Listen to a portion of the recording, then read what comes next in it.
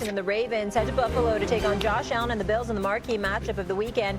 It's a return to the scene of the crime where the Ravens got eliminated from last year's playoffs, but Baltimore is hoping to leave that loss in the rearview mirror with a statement win over the rivals. RC, what will it say about the Ravens if they lose this game? It won't say as much about the Ravens as it does about me, because I think the Ravens are, beyond a shadow of a doubt, the best team in the NFL. I think they have the best players. I believe they have the best roster. I believe they have a quarterback who is doing things that we have never seen. And then when the playoff comes, he changes. But what we know about Lamar Jackson in the regular season is he's shown time and time and time again that he's one of the greatest to ever do it. So what do? They understand they had a deficiency at the cornerback position. They go out and fix that. They go out and add a player. They said, okay, we already good at the safety position with Kyle Hamilton, who we've extended for $100 million, but we're going to draft Malachi Starks, who is the best safety in football out of Georgia. This team addressed everything. And they said, you know what? We love what Rashad Bateman has done. We know who Zay Flowers is, but let's go add that veteran in DeAndre Hopkins who can help that room be just a little bit better, a little bit smarter, a little bit more experienced. I love everything about the Baltimore Ravens. And I feel like even the coaching? Even John Harbaugh is an absolute stud. This team is not only prepared season in and season out, but they have a culture of winning, a culture of physicality, a culture of accountability. I expect this team to be the #1 seed in the AFC, and I'm picking them not to only win this game, but pretty much be the favorite throughout the season. Yeah, I picked them to win this game. I picked them to win the Super Bowl. If they lose this game, though, it tells me that they can't beat Kansas City and Buffalo. If they lose game 1 of the season, if they lose on Sunday night, since 2022, that would make them 1-5 against Kansas City and Buffalo. 1-5 against Kansas City and Buffalo.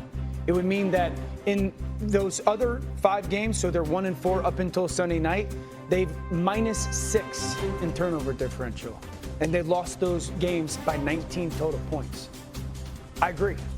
I think everyone sees that this team it's like this is the year. But if they lose to Buffalo again, it's like, man, why can't you get past them?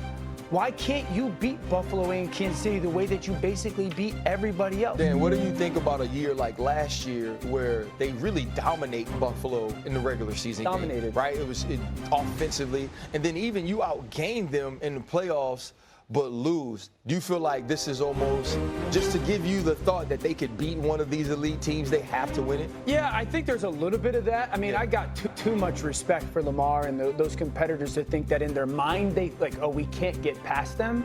The playoff game was the aberration because you're like, okay, there's the 3 turnovers. One of their all-time great players drops a 2-point conversion. No Zay Flowers. And I'm not sitting here telling her, like, can't beat them. I'm just saying this would be 1-5 against those 2 teams in the last 3 years.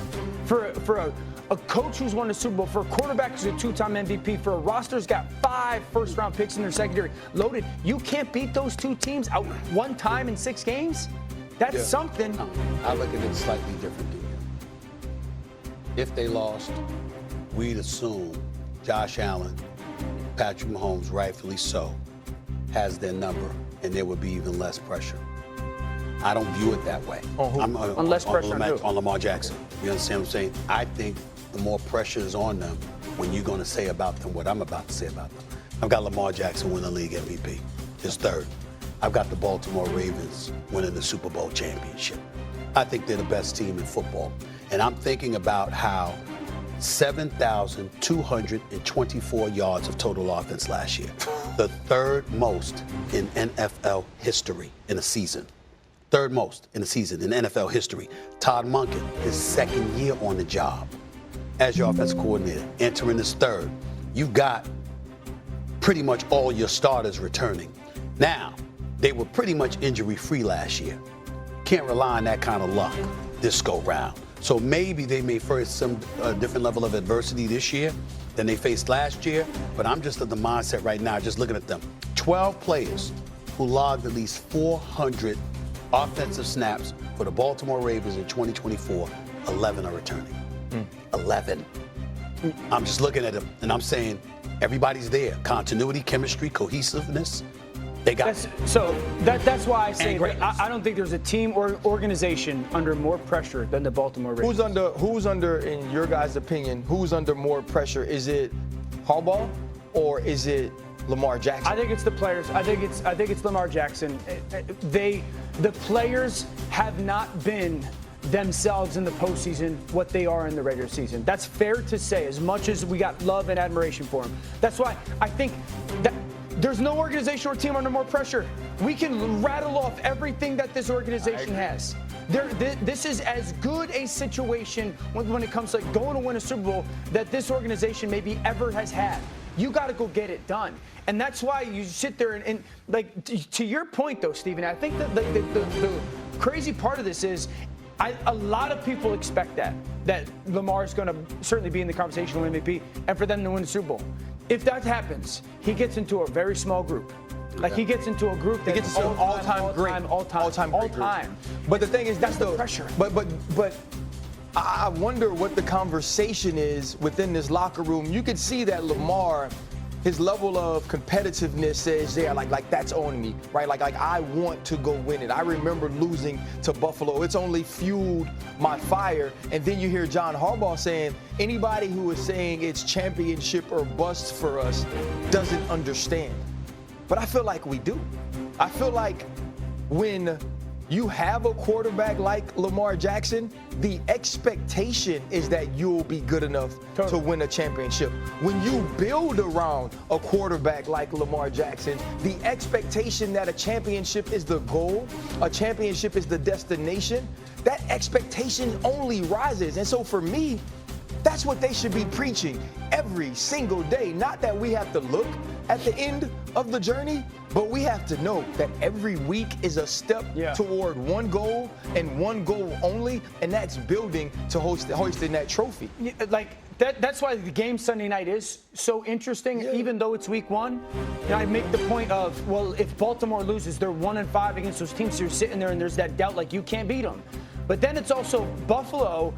While everyone's rightfully saying, like, hey, you got to go win it too, I don't think Buffalo's roster matches up top to bottom to Baltimore's. So if they win, it's like maybe they're a little bit better than even some people's expectations. Well, these two teams tied for the shortest odds to win the Super Bowl. Lamar, shortest odds to win the MVP. We'll leave it there, guys. When we come back, Micah's first game as a Packer will be against division foe Detroit. It's just what Vegas thinks. Will the winner of this game ultimately win the NFC North? I can't wait to see Green Bay. Which New York game is more intriguing on Sunday? Aaron Rodgers against his former team, the Jets, or our first look at Russell Wilson leading Big Blue? Come on back. This might be our toughest debate ever. Whoever built this app is a bad man. But let's start with all the football. Do you know how many games I can watch on a college football Saturday? Don't even get me started with the Monday Night Football with Joe and Troy, plus the Manning brothers watching while tracking my fantasy team. You can't beat that. Stephen A., you know I love my sports, but for me, it's stream simple. On my couch with my 40-piece wings, all drums, no flats, with my phone in my hand, and bam! Live games instantly on my TV. My phone is my remote now. Fans live for that. This might be the only take we agree on. The ESPN app is phenomenal. Download it now and get on the stream. What the hell is going on here? What do y'all think y'all doing? Keep it seat warm. Keep it a seat warm. Is that what you're doing? Keep it a cool boo. It sounds to me like y'all trying to change stuff up. You ain't changing stuff up here. You understand that? Especially when it comes to me. Do you understand? Do you understand? I understand, but I just want you to know this is going to be our last take. That's it. Last take. Last take. That's it. It ends now. Get out of here. We carrying on.